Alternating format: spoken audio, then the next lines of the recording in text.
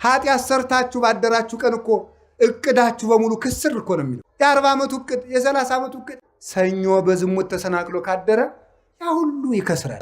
ቀቢጸ ተስፋ፣ ብሶት፣ ኃጢአት በህሊና መውጠት መውረድ፣ መታወክ፣ ሰላም ማጣት፣ እየበሉ መራብ፣ ለብሶ መብረድ፣ ከሰው መሃል ሆኖ ብቸኝነት፣ ተሹሞ ሽረት፣ ውርደት፣ ድካም፣ ምንም እርካታ ቢስ መሆን፣ ደስታን ማጣት፣ ስደተኛ መሆን፣ ከቤት ውስጥ ተቀምጦ መቅበዝበዝ፣ ሀገር ባለበት ከተማ መሃል ተቀምጦ ሰው ሁሉ ሙቶ አልቆ እኛ ብቻችን የቀረን እስኪመስለን ድረስ የብቸኝነት ስሜት መኖር፣ ምድር መጥበብ፣ የት ልሄድ ማሰኘት። ህሊና ሲነጻ ዓለም ሁሉ የእናንተ ነው። ቅዱስ ህሊና ካላችሁ ዓለም ሁሉ የእናንተ ነው። ብዙ ነገር ሞልቷችሁ የተልከሰከለ ህሊና ከሚኖራችሁ ምንም የሌላችሁ ንጹህ ህሊና ያድርጋችሁ መድኃኒዓለም። ንጹህ ህሊና ያለው ሰው ባለጸጋ ነው እያልኳችሁ፣ በዓለም ላይ ያለ ፍጹም ባለጸጋ። የሚሞቱ ሰዎች የበዙትና ሀገራችን የምትታመሰው በክፉ ሰዎች ነገር መጎንጎን አይደለም፣ በእኛ መርከስ ነው። እግዚአብሔር የትም ቦታ ንጽህና አጥቶሃል ነው የምላችሁ። የእግዚአብሔር የዓይኑ ማረፊያ ንጽህና ነው። ወላዲተ አምላክ እግዚአብሔርን የቻለችበት ገንዘቧ ንጽህናዋ ነው። በሞት ያፈርሰውን ንጹህ ሰውነታችሁን በስካር አታባክኑት። ንጹህ ሰውነታችሁን በሐሜት አታባክኑት። በጥንቆላ አታባክኑት። በማይረባ ነገር ለነፍሳችሁም ለስጋችሁም በማይጠቅም ነገር ንጽህናችሁን አታባክኑ። ገንዘባችሁ አያጸድቃችሁም። የሚያጸድቃችሁ ንጽህናችሁ ነው። ለእግዚአብሔር 100 ሺህ ብር ሰርቃ 50 ሺህ ብር ስላመጣ እግዚአብሔር በጉቦ ሊምርህ ነው? ሰውን በ40 ቀን በ80 ቀን እግዚአብሔር ይሾመዋል ማለት ምን ማለት ነው? ወይም የ40 ቀን እድል ማለትስ ምን ማለት ነው? ለመሆኑ በድል ድሃ በድል ሀብታም ይኮናልን? ወይስ በድል ሊቅ በድል ደንቆሮ ይኮናልን? ወይስ ደግሞ ለሮጠ ለሰበሰበ ለፈጠነ ለበለጠ ነውን? ወይስ አንደበቱን ጮሌ ላደረገ ወይም ደግሞ አለሁ አለሁ ላለ ወይም አብዝቶ ለተማረ ወይም በዘመድ ለከበረ ወይም ጉልበት ላለው ወይም ደግሞ ዕውቀቱ ለሰለጠነለት ወይም አንደበቱ ለተከናወነለት ነውን? አይደለም። እግዚአብሔር ሰዎችን መርጦ ካስቀመጠ እናንተ የምትድኑ ናችሁ ብሎ ከመረጠ እኛን ካልመረጥነን ምን ያለፋናል? ለምን ጹሙ ይለናል? ለምን ጸልዩ ይለናል? ለምን ስገዱ ይለናል? ለምንድን ነው አስቀድሱ የሚለን እግዚአብሔር? ለምንስ ይሰብከናል? ለምንስ ሕግን ይጽፍልናል? ለምን መምህር ይሾምልናል? ለምንስ ካህናትን ሾመልን? ለምን ሲኖዶስን አስቀመጠ? ወይስ ደግሞ እሱ የድርሻዬን ተወጥቻለሁ ብሎ እንደ ግድ የለሽ መምህር የድርሻዬን ከተወጣው ሰው የራሱ ጉዳይ ለማለት ነውን?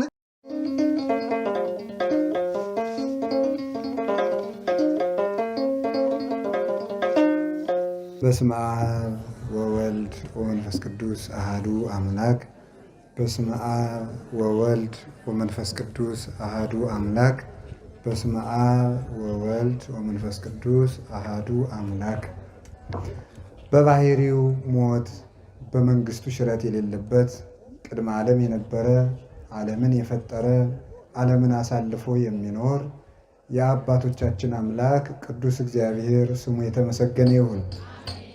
እግዚአብሔርን ያየንባት እናታችን ቅድስት ድንግል ማርያም ወላዲተ አምላክ ቅዱስ ሥጋውን የቆረሰበት ክቡር ደሙን ያፈሰሰበት ቅዱስ መስቀሉ ቅዱሳን መላእክት፣ ሐዋርያት፣ ነቢያት፣ ሰማዕታት፣ ደናግል፣ መነኮሳት ሁሉም ቅዱሳን በረከታቸው ይድረሰን።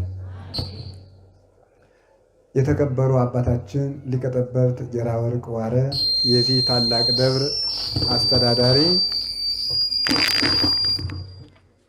የተከበራችሁ ሌሎች አባቶቻችን የአድባራት አስተዳዳሪዎች፣ ሊቃውንተ ቤተ ክርስቲያን፣ መምህራን፣ ካህናት፣ ዲያቆናት፣ የእግዚአብሔር ቤተሰቦች አንድ አምላክ በሚሆን በአብ በወልድ በመንፈስ ቅዱስ ስም እንደምን ዋላችሁ? እንደምን ዋላችሁ? እንደምን አመሻችሁ? ኃጢአታችን ይቅር ያለ የአባቶቻችን አምላክ ቅዱስ እግዚአብሔር ስሙ ይክበር ይመስገን። ከአሁን በፊት ላስተማሩን መምህራችን ቃለ ሕይወትን ያሰማልን፣ ረጅም ዕድሜ ይስጥልን፣ በቤቱ እንዲኖሩልን ቅዱስ ፈቃዱ ይሁንልን። ሳረሳው አንድ መልእክት ላስተላልፍ ከትምህርቱ በፊት። መልእክቴ ምንድን ነው? እንስማማና ሰው አስተምሮና ዘምሮ ሲጨርስ ጭብጫቦ ይቁም። ትስማማላችሁ? ባትስማሙም ነውር ነው፣ አታጨብጭቡ። አስተምሮ ከጨረሰ በኋላ 15 ደቂቃ የሚያስጨበጭብ ሰው ነበረ። ጳውሎስ ሳምሳጢ ይባላል። መናፍቅ ነው፣ ከሃዲ ነው፣ መጨረሻውም አለማረም። ስለዚህ መምህርም ዘማሪም ሲጨርስ ቃለ ሕይወት ያሰማልን ነው እንጂ አይጨበጨብም።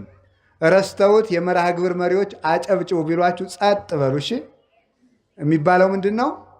ቃለ ሕይወትን ያሰማልን። ቃለ ሕይወትን ያሰማልን።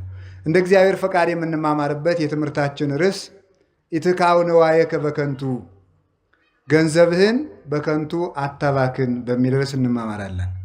እስኪ በሉ ደግማችሁ በሉ። ገንዘብህን በከንቱ ደግማችሁ በሉ ለሶስተኛ ጊዜ። በከንቱ አታባክን። መጽሐፈ ሲራክ ምዕራፍ 5 ከቁጥር 1 ላይ የምናገኘው ኃይለ ቃል ነው። ይህንን የተናገረው ኢያሱ ሲራክ ነው። ሲራክ ማለት ጥበበኛ ማለት ነው። ይህንን ጥበቡን ያገኘው በመከራ ውስጥ ሆኖ ነው። በነገረ ሰሪዎች አማካኝነት በቤተ መንግስት ባሉ ሰዎች ጥላቻ ታስሮ በሚኖርበት እግዚአብሔር ጥበብ ስጋዊ፣ ጥበብ መንፈሳዊ ገልጦለት ልቡናውን አስፍቶ አምልቶ በመንፈሳዊም ሕይወታችን እንዴት እንደምንመራ በስጋዊም ሕይወታችን እንዴት እንደምንመራ የጻፈ ታላቅ ነቢይ ነው። ስለ ጌታችን ስለ ኢየሱስ ክርስቶስ ስለ ምስጢረ ሥላሴ ኃላፊያቱን መጻያቱንም ያየ ጥበበኛም ነው፣ ነቢይም ነው፣ ሐዋርያም ነው፣ መምህርም ነው። በብሉይ ኪዳን ዘመን የነበረ በቅዱሳት መጻሕፍት አንድ ብለን ከምንቆጥራቸው ከ80 መጻሕፍት ከጥበብ መጻሕፍት አንዱ የሲራክ መጽሐፍ ነው። ሰዎች ልጆቻቸውን ሲያሳድጉ ማስተማር ከሚገባቸው የልጆች ማሳደጊያ መጽሐፍ ተብሎ ከሚጠራው ውስጥ አንዱ መጽሐፈ ሲራክ ነው። ልጅ ስናሳድግ የምናነብላቸው የምናስተምራቸው መጽሐፈ ሲራክ፣ መዝሙረ ዳዊት እና የሰሎሞን የጥበብ መጻሕፍት መጽሐፈ ምሳሌ፣ መጽሐፈ ጥበብ፣ መጽሐፈ መክብብ፣ እነዚህን ለልጆች እያነበቡ እያስተማሩ ማሳደግ ይገባል። ሕፃናት 40 ቀን ከሞላቸው በእናታቸው ማህፀን 40 ቀን ሲሞላቸው አካል ዘየአክል ይሰራላቸዋል፣ ተስዕሎተ መልክ ይፈጸምላቸዋል። ዓይናቸው፣ ጆሮአቸው፣ እግራቸው፣ ሁለንተናቸው ተሰርቶ የሚያልቀው በ40ኛው ቀን ነው። ሰው ከ40 ቀን በኋላ ይሰማል። ሰው ከ40 ቀን በኋላ ያመልካል፣ ያመሰግናል፣ ፈጣሪውንም ያውቃል። በእናቱ ቀን በእናቱ ማፀን የ40 ቀን ጽንስ ከሆነ በኋላ በ40ኛው ቀን ሰው ለድህነትም ለሀብትም ለሊቅነትም ለድንቁርናም ለውርደትም ለክብርም ለሲኦልም ለገነትም የሚሾመው በ40 ቀን ነው። ያ ማለት እግዚአብሔር ሰዎችን በ40 ቀናቸው ለድህነትም ለሀብትም ስልጣን ይሰጣቸዋል ማለት ነው። ይህንን ይዘው ሰዎች የ40 ቀን ዕድሌ ይላሉ። አዲያ እንደዚህ ከሆነ እግዚአብሔር ሰውን በ40 ቀኑ በእናቱ ማህፀን አንተ ድሃውን አንተ ባለጸጋውን ብሎ የሚፈርድበት ከሆነ ሰዎች ድሃ ለመሆናቸው ተጠያቂው እግዚአብሔር ነው ማለት ነው። አንተ ለሲኦሉን አንተ ለገነቱን ብሎ የሚፈርድበት ከሆነ ሰዎች ኃጢአተኛ ለመሆናቸው ተጠያቂው እግዚአብሔር ነው ማለት ነው። አንተ ሊቅ ሁን አንተ ደንቆሮ ሁን ብሎ እግዚአብሔር የሚሾም ከሆነ እግዚአብሔር ሰዎች ደንቆሮ ለመሆናቸው ወይም ሰዎች ንፉግ ለመሆናቸው ወይም አመፀኛ ነፍሰ ገዳይ ለመሆናቸው ተጠያቂው እግዚአብሔር ነው ማለት ነው። እንደዚያ ከሆነ ደግሞ በኃጢአተኞች ሊፈርድባቸው አይገባም። ምክንያቱም እሱ ፈርዶባቸዋልና ምንም ማድረግ ስለማይችሉ ክፉ ይሰራሉና ማለት ነው። ሎቱ ስብሐት። እግዚአብሔር ግን ፍርደ ገምድል አምላክ አይደለም። በማንም ላይ እግዚአብሔር ሳይፈጠር የወሰነለትም ሰው የለም፣ የወሰነበትም ሰው የለም። እግዚአብሔር ለሰው ሁሉ መዳንን የሚሻ አምላክ ነው። ሰዎች ሁሉ እሱን ወደ ማወቅ እንዲደርሱ የሚፈልግ አምላክ እንጂ አንዱን ለሐሳር አንዱን ለክብር አልፈጠረም። እግዚአብሔር የወሰነበት ሰውም የለም። ሰው ሁሉ የየራሱን ሸክም ይሸከማል። ቅዱስ ጳውሎስ ገላትያ ምዕራፍ 6 ላይ እንደተናገረው ወኩሉ ጾሮ ይጸውር፣ ሰው የየራሱን ሸክም ይሸከማል። እግዚአብሔር ግን ሲኦልን አሸክሞ የፈጠረውም የለም፣ አክሊል አቀዳጅቶ የፈጠረው ሰውም የለም። ሁሉም ሰው ለነፃነት ተጠርቷል። ሁሉም የዘራውን ያጭዳል። ሞትም ሕይወትም በገዛ እጃችን የምናጭዳቸው በገዛ እጃችን የምንበትናቸው ናቸው። እግዚአብሔር ያልዘራውን አያጭድም፣ ያልበተነውን አይሰበስብም፣ ያላስተማረንንም አይፈርድም። ባልሰጠን ጸጋም እግዚአብሔር ፈርዶ ሲኦልም ገነትም አያስገባም። ሰው ስለተመረጠ ብቻም አይጸድቅም። ሰው ተፈርዶበትም የተፈጠረ የለም። ሁሉም ሰው ለነፃነት ተፈጥሯል። እግዚአብሔርም ማንም ሰው ይሞት ዘንድ አይፈቅድም። እግዚአብሔር ፈቃዱ የሰው ድነት ነው። ወይፈቅድ ሞቶ ለኃጥእ አላ ይትመየጥ ሀቤየ።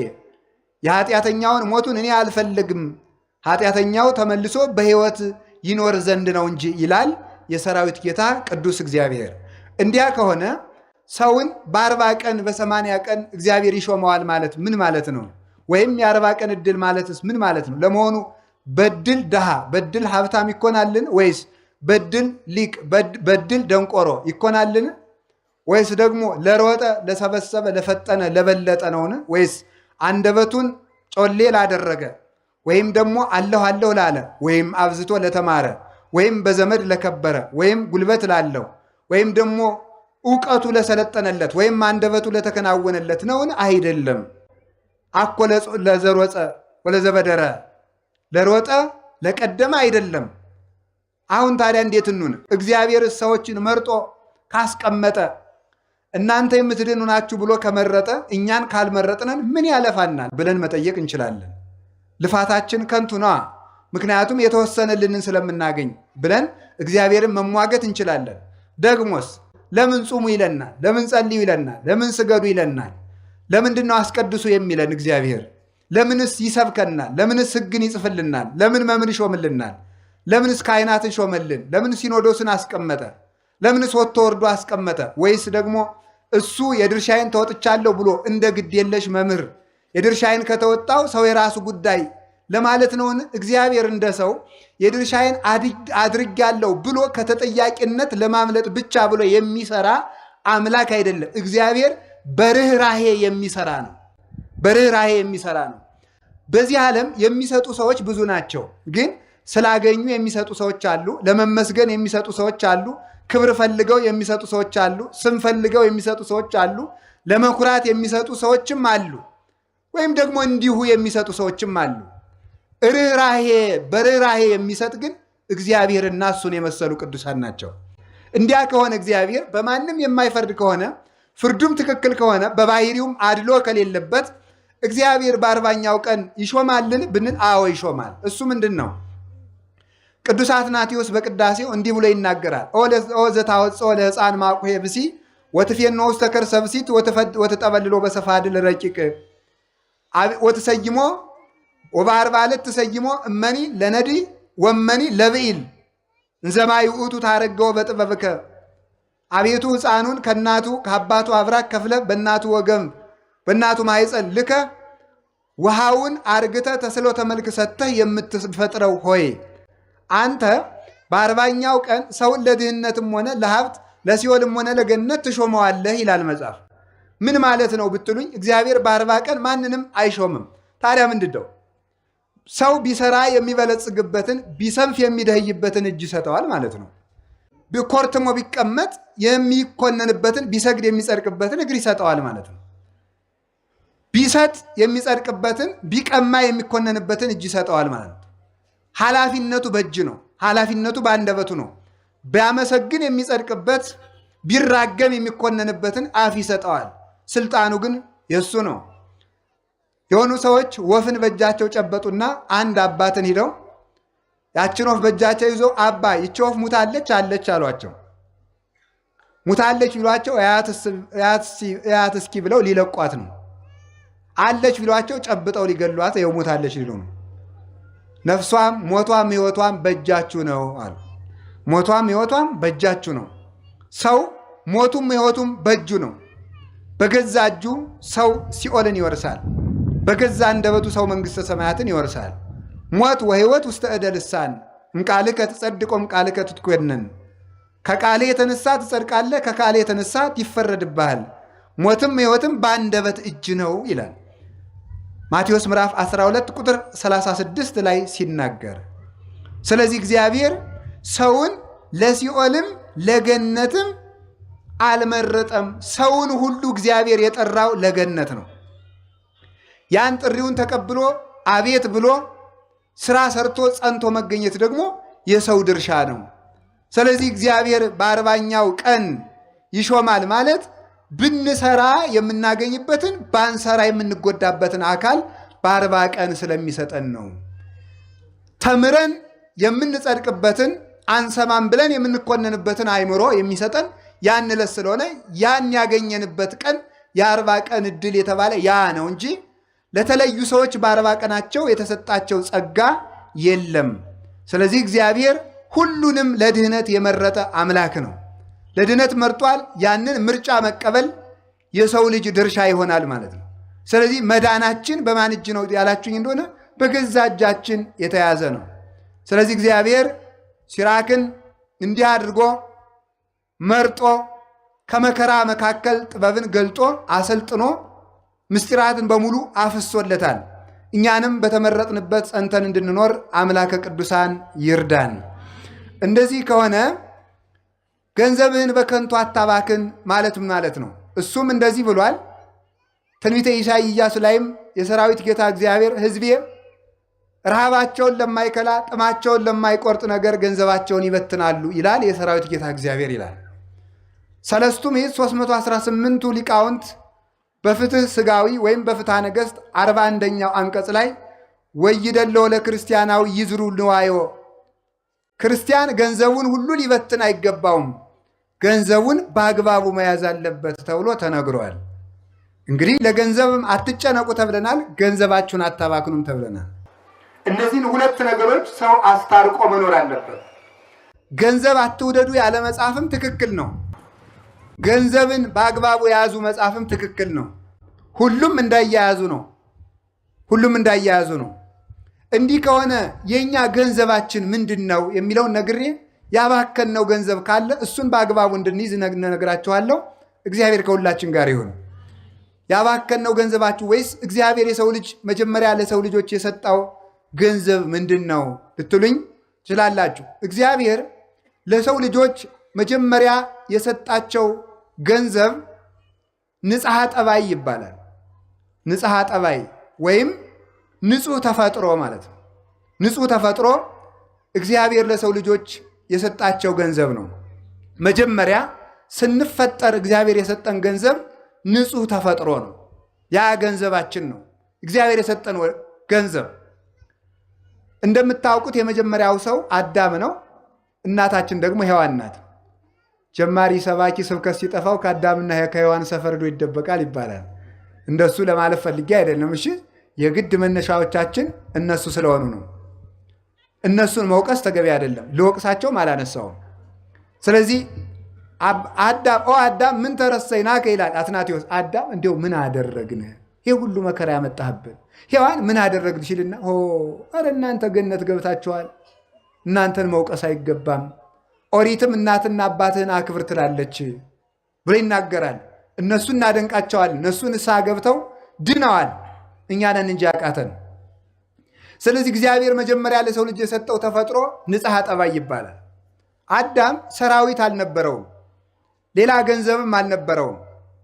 ነገር ግን ሰማይና ምድርን እንዲያስተዳድር እግዚአብሔር ስልጣን ሰጥቶታል። ሰማይ ስላችሁ ከሰማይ በላይ ሰማየ ሰማያት ለእግዚአብሔር ወምድረሰ ወሀበ ለእጓለ እመሕያው ይላል ቅዱስ ዳዊት። ሰማዩ የእግዚአብሔር ነው፣ ምድርን ለሰው ሰጥቶታል ይላል። ልልናን ጌትነትን ለራሱ ነው፣ አያካፍልም። ስለዚህ ከሰማይ በላይ ያለው ቅዱሳን መላእክትን ጨምሮ እግዚአብሔር ይገዛል። በምድር ያለውን ደግሞ የሰማይ ወፍን፣ የምድር አራዊትን፣ ዕፀውን ወይም እጽዋቱን፣ አዝሪቱን፣ አትክልቱን፣ ምድርን በጠቅላላ ባሕሩን፣ ነፋሱን፣ እነዚህን ሁሉ ደመናውን፣ ፀሐይ፣ ጨረቃ፣ ከዋክብቱን አዳም በእግዚአብሔር ቸርነት እንዲገዛቸው ስልጣን ሰጥቶታል። አዳም ፀሐይን ለማስተዳደር የሚልከው ሰራዊት አልነበረውም። አዳም የአንበሳን መንጋጋ ለመለጎም ልጓም አልነበረውም።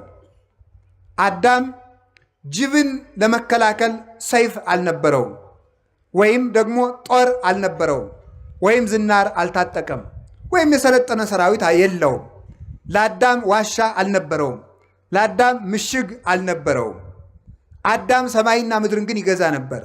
አዳም ወፍን ይገዛ ነበር። አዳም ክንፍ የለውም፣ ንስርን ግን ይገዛው ነበረ። አዳም ክንፍ የለውም፣ ርግብን ይገዛት ነበረ። የሰማይ ወፎችን ይገዛል። አዳም ምድራዊ ነው፣ ፀሐይ፣ ጨረቃ፣ ከዋክብትን ያስተዳድራል።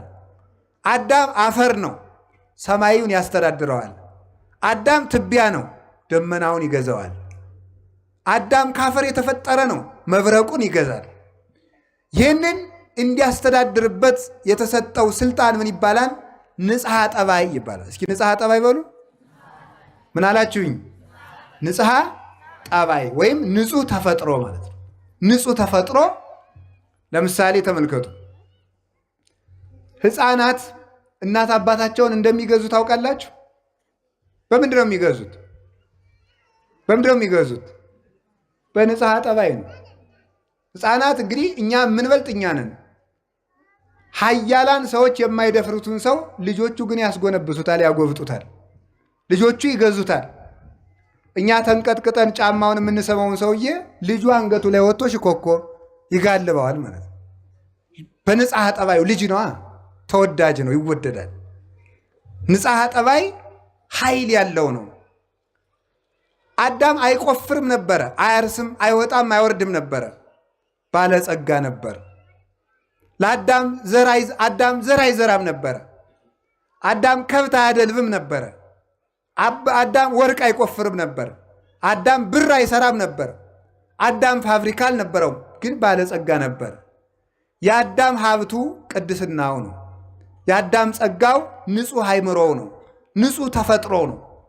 በንጹሕ ተፈጥሮ ገነት በሙሉ የሱ ነበረች። በንጹሕ ተፈጥሮ አራዊት ባሪያዎቹ ነበሩ። በንጹሕ ተፈጥሮ እንስሳት ዘመዶቹ ነበሩ። እጽዋት ዘመዶቹ ነበሩ። ምድር መንበሩ ነበረች ለአዳም። ሰማይ ዘውዱ ነበረች። በምኑ ሲባል በንጽህናው። በዚያ ንጽህናው አዳምን እንስሳት አራዊት እንስሳት እኮ ሄደው አዳም ወፍረናል ብላን፣ ሰብተናል አርደህ ብላን ይሉት ነበረ። እኔማ እግዚአብሔር ከአንድ ዕፀ በለስ በቀር ምን ነስቶኝ? ሁሉም ሰጥቶኛል። ሂዱ እናንተንስ እግዚአብሔር ይባርካችሁ፣ ርቡ ስቡ ብሎ መርቆ ይሰዳቸዋል። አዳም በገነት ሳለ ቀፎ አይሰቅልም ነበረ። ከዕፀ ሕይወት ስር ግን ማር ይፈልቅለት ነበር። አዳም ከብት አያረባም ነበር። ከዕፀ ሕይወት ስር ወተት ይፈልቅለት ነበረ። አዳም ኑግ አይጨምቅም፣ ዘይት ይፈልቅለታል። አዳም የወይን ተክል አይተክልም።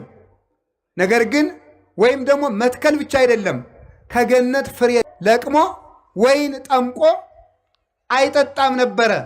ግን ከአንድ ዛፍ ስር ወይን ይፈልቅለት ነበረ። በንጽሐ ጠባዩ ማለት ነው። በንጽሐ ጠባዩ ቅዱሳን ሊቃውንት ይህንን አበጥረው ተርጉመውታል። ዕፀ ሕይወት የሚባል በገነት መካከል የተፈጠረ ንጉሠ እጽዋት የሆነ የእጽዋት አለቃ የሆነ ታላቅ ዕፅ አለ።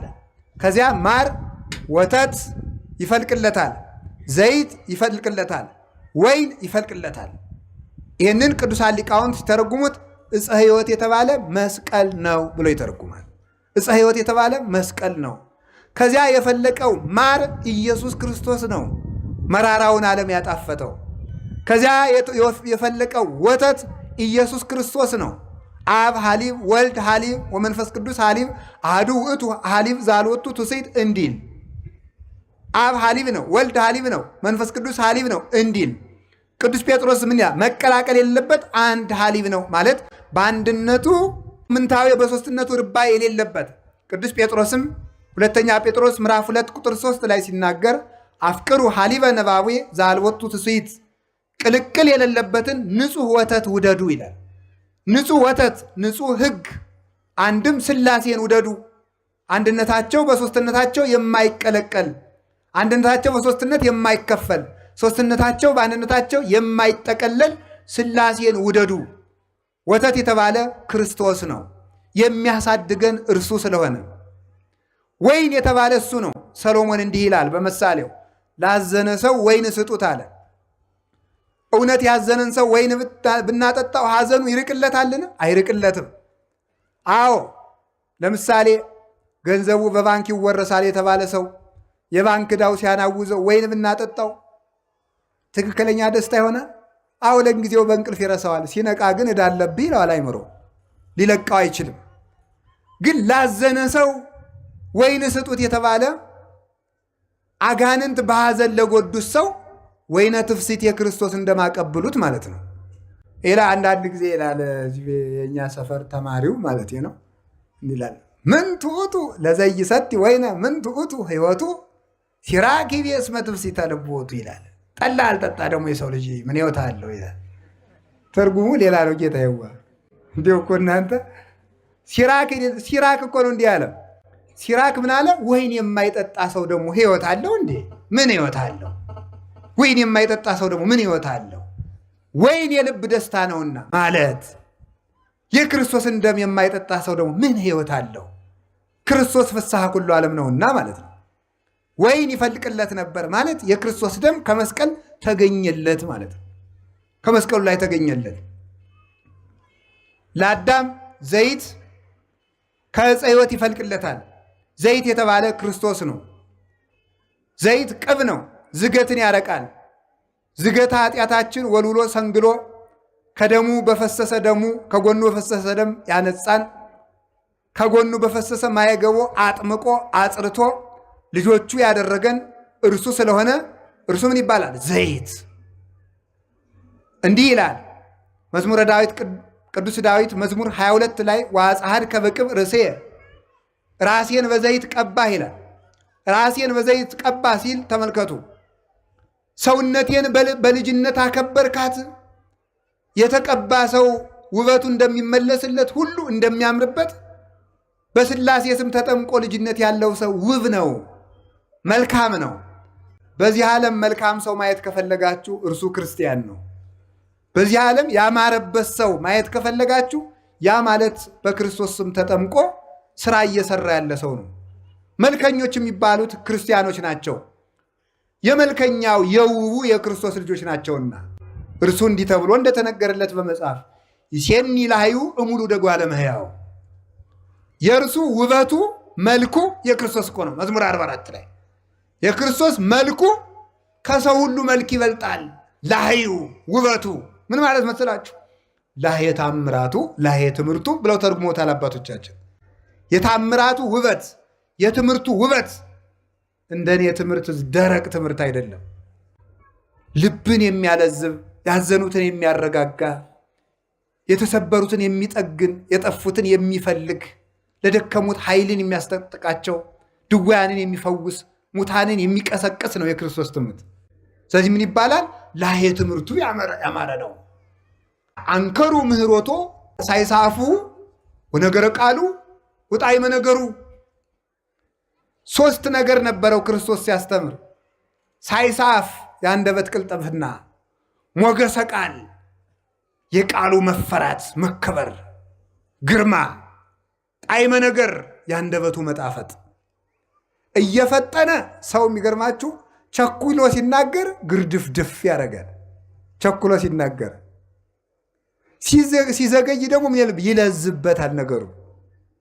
ሳይሳፍ ቀልጠፍ ቀልጠፍ ቀልጠፍ ብሎ መናገር አለበት። ሰለስቱ ምዕት ሃይማኖተ አበው ምዕራፍ 22 ላይ እንዲላሉ ለቄሱ ሲናገሩ ቄስ ማለት ይላል ወኩን በሊሃ ልሳን አንደበትህ የተሳለ ይሁን ለብላቢ አትሁን ማለት ነው። አስረግጠህ የምትናገር አስረግጠህ የምታነብ አንደበትህ የተሳለ ይሁን፣ ቀልጣፋ ሁን። ካህን እያለ አያወጋም። የተሳለ ልሳን ይኖርህ። የተሳለ ልሳን ኑሮ ስትናገር ደግሞ ወበልቡና ይላሉ እዚያው ሰለስቱ ምዕት ከማስተዋል ጋር ቸኩለ ስትናገር ምስጢር እንዳትስት፣ ሰው እንዳታሰናክር። ከፍጥነት ጋር ምን ይኑርህ አለ ደግሞ መደመጥ፣ ጣዕመ ነገር።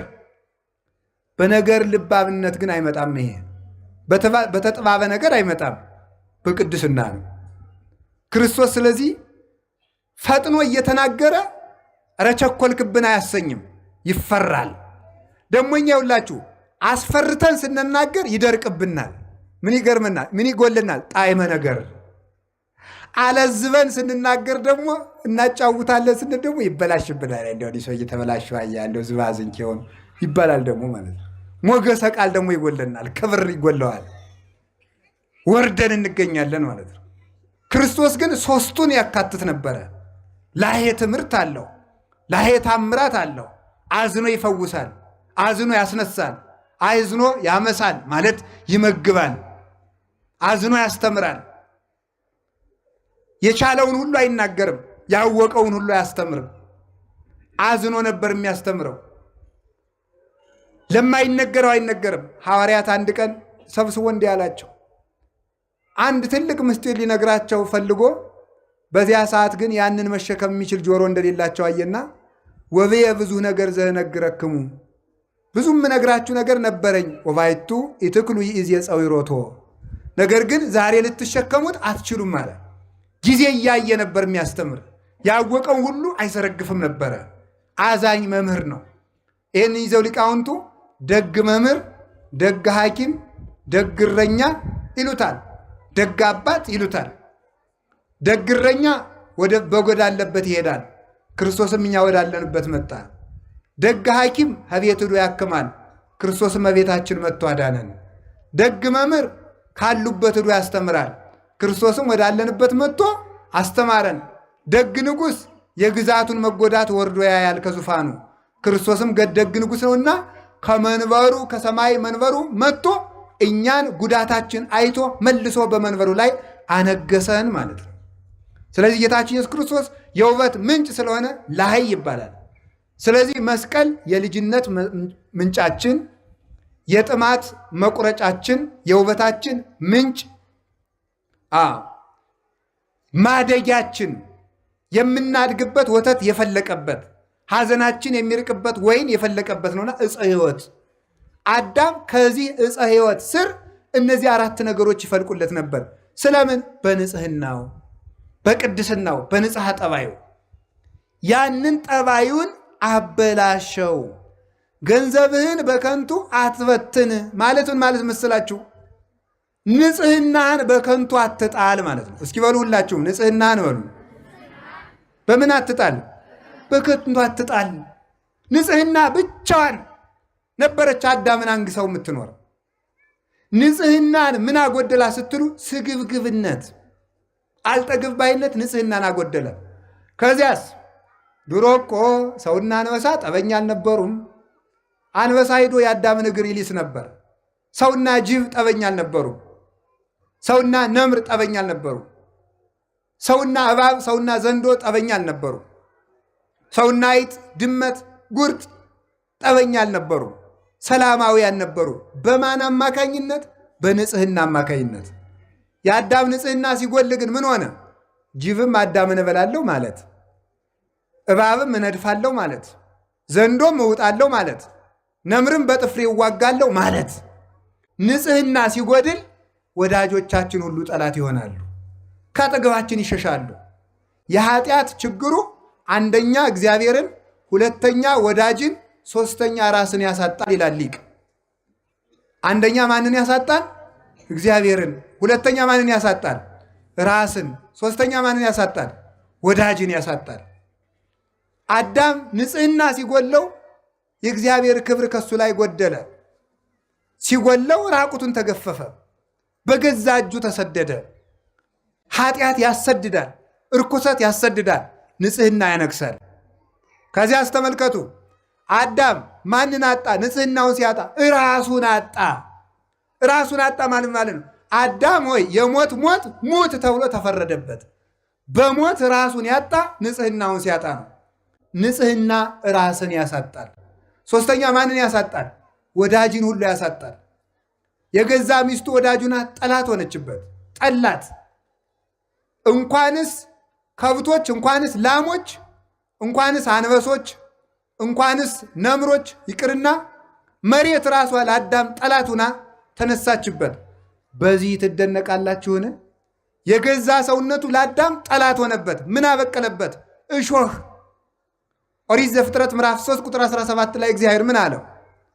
ተብከልቱ ብላ በአፈ ገጽከ ለታብቁል ምድር ሶከ ወአሜከላ በእንቲአከ ምድር በአንተ ምክንያት እሾህ ታብቅል አለው። እሾህ ታብቅል። እጽዋት ከአዳም ስህተት አስቀድሞ እሾህ አልነበረባቸውም። አጋፍ፣ ኩርንችት፣ ግራር የሚባል እሾህ የለም። የአዳም እርግማን ከእጽዋት ላይ እሾህን አበቀለ። በሰሙ በወድቁ የአዳም ሰውነት በሽታ በቀለ፣ ደዌ አበቀለ። ከዚያ በኋላስ ደግሞ ክፉ ሕሊናን አበቀለበት። ፍቶታት፣ እኩያት፣ ኃጣው፣ እርኩሳት ሰለጠኑበት። ስለዚህ ኃጢአት ይላሉ ሊቃውንት 4 አይነት ሞት ያመጣል ይላሉ። የመንፈስ ሞት፣ የሥጋ ሞት፣ የሕሊና ሞት እና የዘላለም ሞት 4 ሞቶችን ይወልዳል። ማን? ኃጢአት። ንጽህና ደግሞ ከነዚህ ነው። የሥጋ ሕይወት፣ የነፍስ ሕይወት፣ የሕሊና ሕይወት፣ የዘላለም ሕይወት ማን ይሰጣል? ንጽህና። የሥጋ ሞት መቀሰፍ ነው፣ ያለ ዕድሜ መሞት ነው። አዳም በ935 ዓመቱ እንዲሞት እግዚአብሔር አልፈቀደም ነበር። ዘላለም እንዲኖር ነበረ ዕድሜው የተቆረጠ በንጽህና ጉድለት ነው። ቅስፈት የሚመጣ በንጽህና ነው። ንጽህና ሲጎል ቅስፈት ይመጣል። የሰው ዕድሜው ዛሬ ቢበዛ ስንት ነው? 70 ወይም 80። አዳም ያተረፋት እንዳረጎት ዛሬ እኛ እንኖራለን ማለት ነው። የአዳም ዕድሜው 930 ዓመት ስለነበረ፣ ስለዚህ ዕድሜን የቆረጠው ዝሙት ነው። እርኩሰት፣ ኃጢአት ዕድሜን ይቆርጣል። ከዚያ ስጋው ሞተ፣ ፈረሰ፣ በሰበሰ። የሕሊና ሞት ምንድን ነው? ቀቢጸ ተስፋ፣ ብቸኝነት፣ ብሶት፣ ኃጢአት በሕሊና መውጠት መውረድ፣ መታወክ፣ ሰላም ማጣት፣ እየበሉ መራብ፣ ለብሶ መብረድ፣ ከሰው መሃል ሆኖ ብቸኝነት፣ ተሹሞ ሽረት፣ ውርደት፣ ድካም፣ ምንም እርካታ ቢስ መሆን፣ ደስታን ማጣት፣ ስደተኛ መሆን፣ ከቤት ውስጥ ተቀምጦ መቅበዝበዝ፣ ሀገር ባለበት ከተማ መሃል ተቀምጦ ሰው ሁሉ ሙቶ አልቆ እኛ ብቻችን የቀረን እስኪመስለን ድረስ የብቸኝነት ስሜት መኖር፣ ምድር መጥበብ፣ የት ልሄድ ማሰኘት።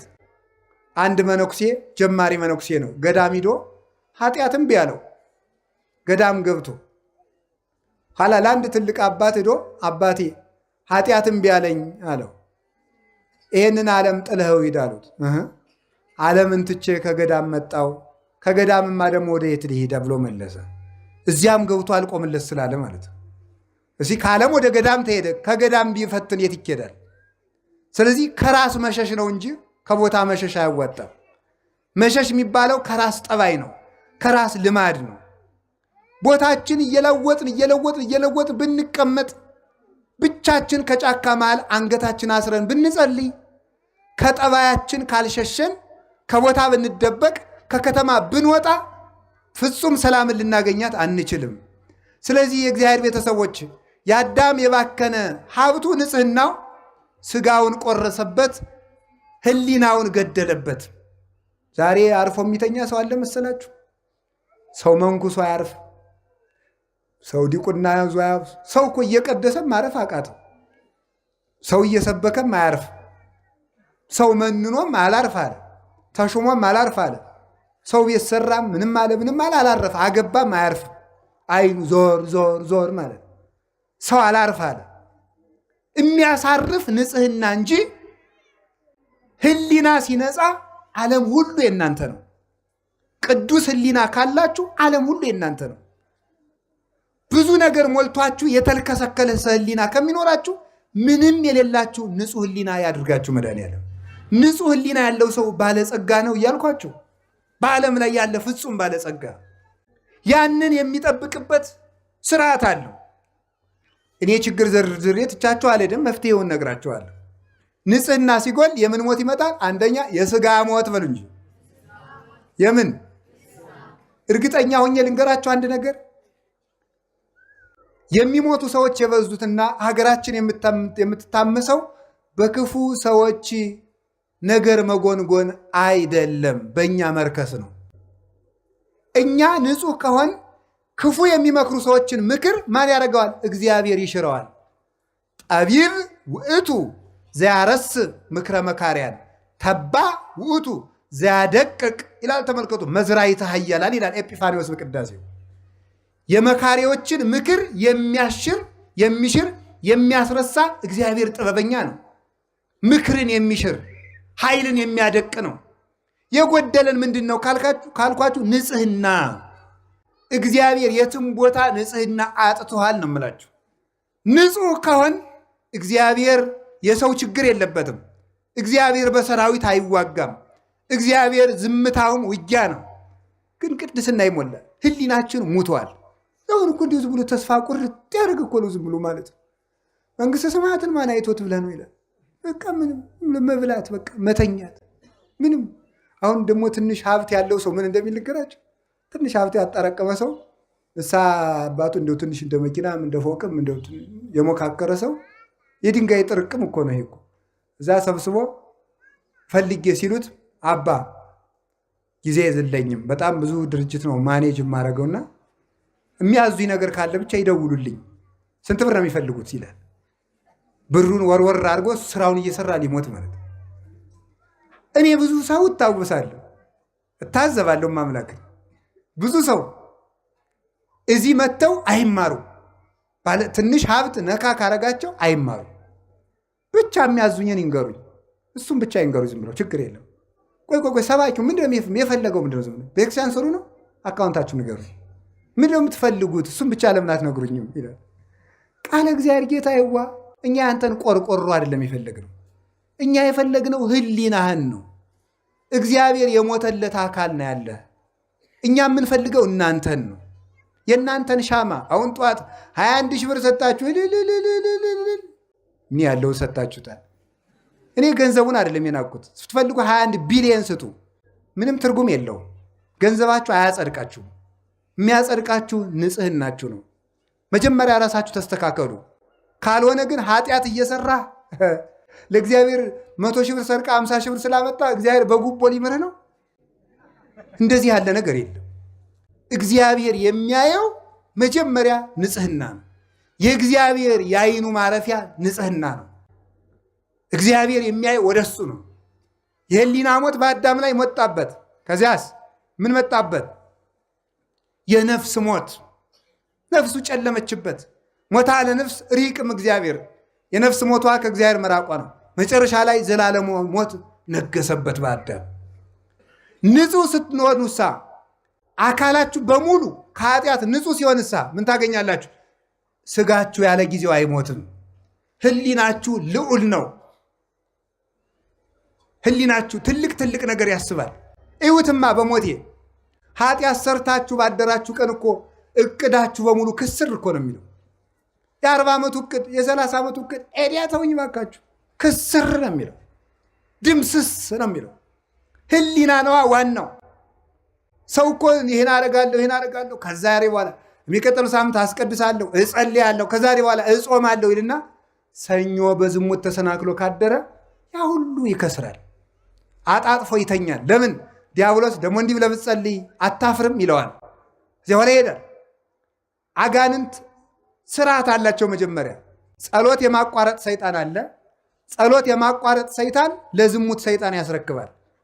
የዝሙት ሰይጣን ለተስፋ መቁረጥ ሰይጣን ያስረክባል። እንዲህ እያለ ነው ሰው የሚጠፋው ማለት ነው። መጀመሪያ ጸሎቱን ያስቋርጠዋል። ኃያልን ሰው ካሰሩ በኋላ ሀብቱን መዝረፍ እንደማይቸግረው የጸሎት እጅግሩን ካሰረ ጸጋውን መግፈፍ አይቸግረውም። ከዚያ በኋላ በዝሙት ይጥለዋል። ከጣለው በኋላ ተስፋ ያስቆርጠዋል።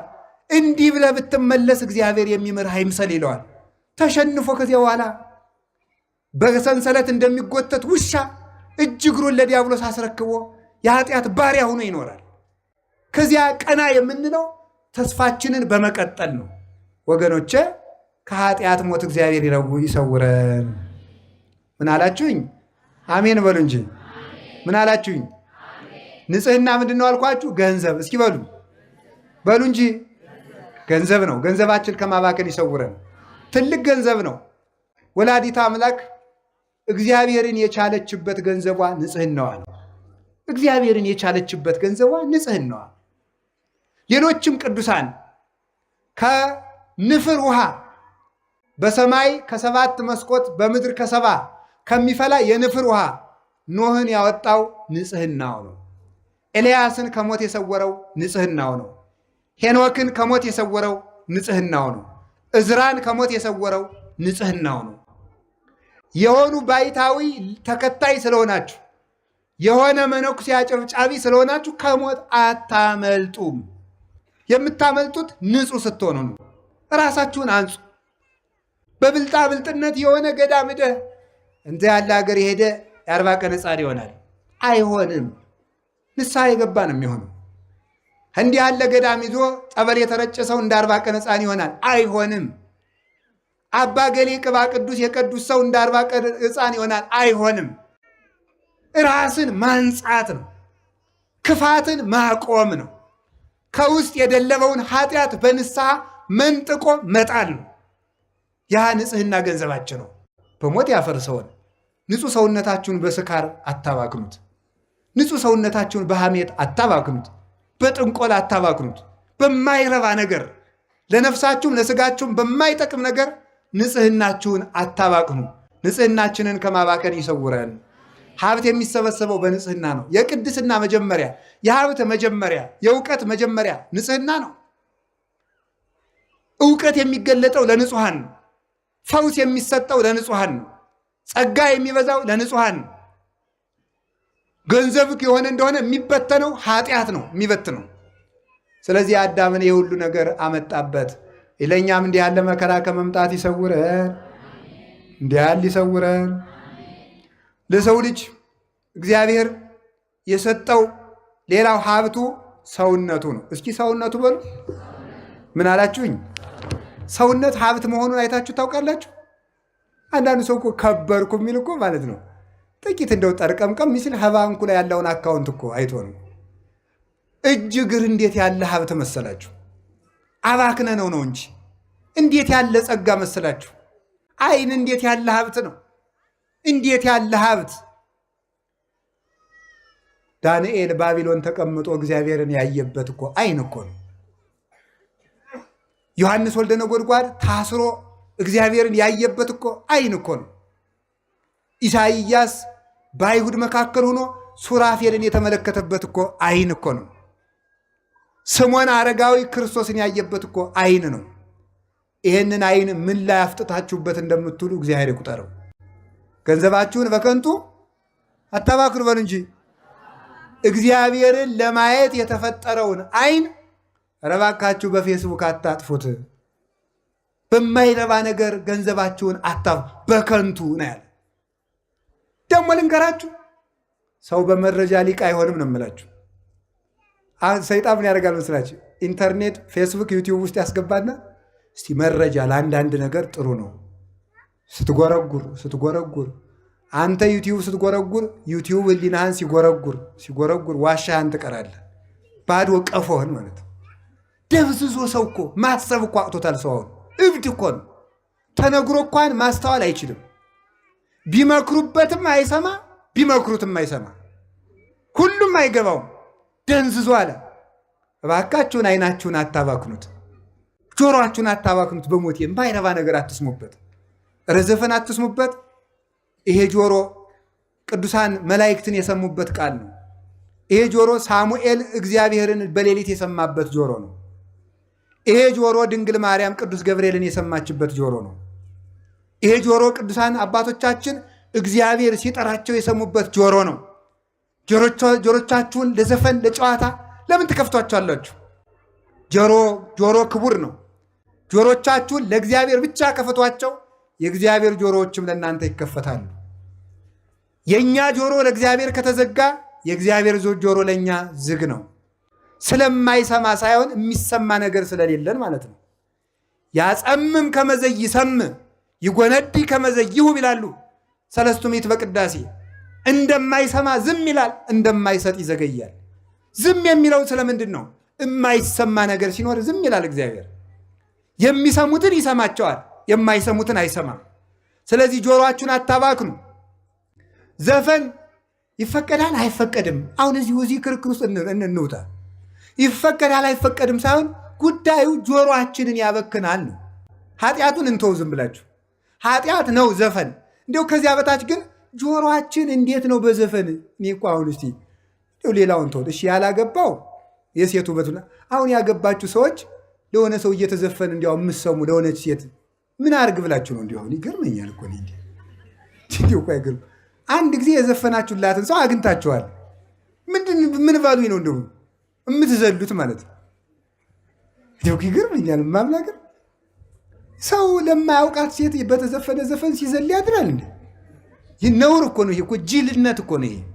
ይሄ እኮ መባከን እኮ ነው። ኧረ በሞቴ ስሙኝ። አሁን ዘንድሮ በየቦታው በጦርነት የረግፉትን ወንድሞቻችን ታውቃላችሁ አይደለም? በቀኝም በግራ። መጀመሪያ እኮ ሰይጣን ምን አድርጎ መሰላችሁ?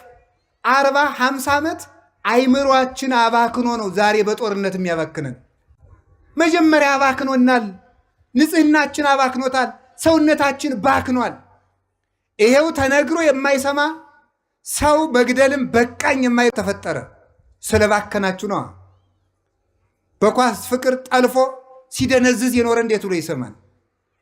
ስለዚህ መጀመሪያ ስለደነዘዝ አባከነንና ደግሞ አሁን በጥይት ያባክነናል። ስለዚህ ጆሮአችሁን ጠብቁት ለምንም ነገር። እንኳን ክርስቲያን አንድ ፈላስፋ ያለውን እንገራችሁ። አንድ ፈላስፋ የሆነ ሰው እየሮጠ ሄዶ አንተ አንድ ነገር ልነግርህ ነበር አለው። ቆይ ሳትነግረኝ 3 ጥያቄ ልጠይቅህ አለው። አንደኛ የምትነግረኝን ነገር አይተኸዋል ወይ? አላየሁትም። ሁለተኛ የምትነግረኝ ነገር እውነት ነው ወይ? እኔ እንጃ። ሶስተኛ የምትነግረኝ ነገር ስለ ጓደኛዬ ክፉ ነገር ነው ወይ? አዎ። እንዳትነግረኝ በሕግ አምላክ ብሎ ሰደደው ይባላል።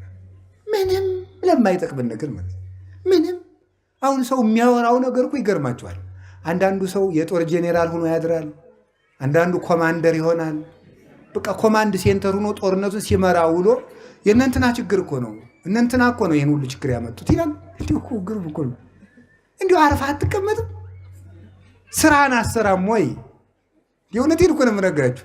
ዝም ብለን የራሳችን ስራ ማንሰራ ማስተካከል እንዲሁ በዚህ ዓለም ላይ ጅል ማለት በማያገቡት የሚገባ ነው ማለት ነው። ስለ ሀገራችን ጉዳይ አንቆርቆር እያልኳችሁ እንዳይመስላችሁ። እንደ ጭልፊት አጥንት ይዛችሁ እንዳትሮጡ፣ ሞጭላፊ አትኑ። እኔ ያልኩት ምን ማለት ነው? አንድ ሰው ምን ማድረግ ይችላል? በሀገርም ሆነ በጎረቤት ወይም በራሱ ችግር ሲፈጠር እነገሌ ለምን እንዲህ አደረጉ ሳይሆን የሚለው ምን ማለት ነው?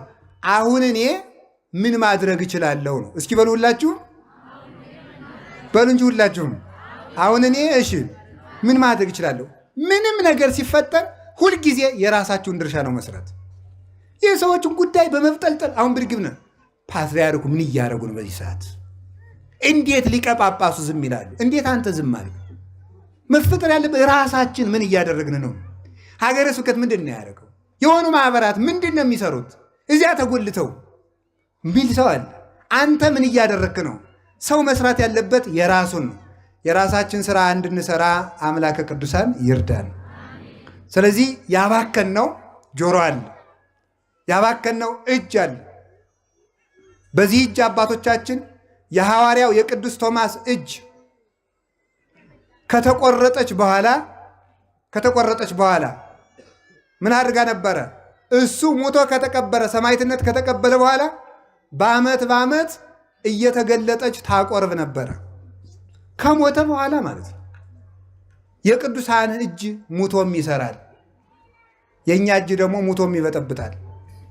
ብዙ ሰዎች እኮ ሙተው በቁማቸው የገመዱት ገመድ ነው ዛሬም እየጠለፈ የሚጥል። ሙተውም እጃቸው ረጅም የሆኑ ሰዎች አሉ። ቅዱሳን ደግሞ ሙተውም እጃቸው ሕይወት ይሰጣል። ቅዱስ ሉቃስ ወንጌልን እየጻፈ ሲያስቸግር ንጉሱ የዚህን ሰው እጅ ካልቆረጥኩ አላርፍም ብሎ ቆረጠው። እመቤታችን የብርሃን እጅ ቀጠለችለት።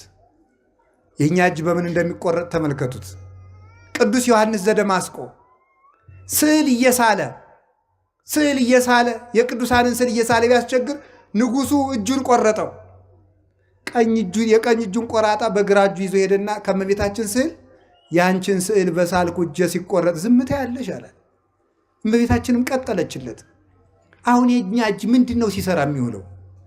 ይሄ እጅ እኮ እኔ ይገርመኛል። የድንግል ማርያምም ስም እጅ ተባለ፣ ሌላ ስም ጠፋ። ምን ይደረግ? መለኮትን የታቀፈች የእኛም የሌቦቹ እኩል ስም አግኝቶ እጅ ተባለ። ዓለምን የቀደሱ የክርስቶስ አካላትም እጅ ተባሉ፣ ሌላ ስም የለ።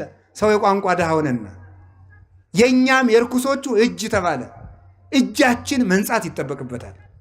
በሰው ላይ ከመቀሰር፣ ያልተፈቀደለትን ከማንሳት፣ የሰውን ደም ከማፍሰስ፣ ሰውን ከመቀማት፣ ያልተፈቀደለትን ከማንሳት፣ ከዚህ መንጻት አለበት። ከንፍገት መንጻት አለበት።